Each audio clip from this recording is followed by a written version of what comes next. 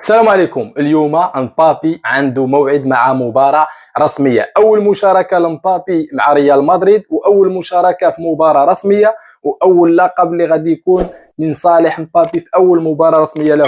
مع ريال مدريد. مبابي باش ماجي باش داير، مبابي مع أول مشاركة ديالو إن شاء الله، مع أول لقب لمبابي مع ريال مدريد وأول لقب في الموسم لريال مدريد. التشكيلة اللي ممكن يدخل بها كارلو أنشيلوتي لهذه المباراه هذه ديال اتلانتا، كنشوف حراسه المرمى كورتوا، في الدفاع غادي يدخل بروديغير وميليطاو، الجهه اليمنى غادي يكون كارفاخال والجهه اليسرى ميندي، كظهير ايسر في وسط الميدان ارتكازي تشواوميني، معاه غادي يكون فالفيردي على الجهه اليمنى، وغادي يكون معهم في وسط الميدان حتى بيلينغهام. في الهجوم كجناح ايسر كنشوف انه غادي يكون فينيسيوس دائما في المكانه ديالو، والجناح الايمن غادي يدخل برودريغو، وراس حربه غادي يكون الوافد الجديد كيليان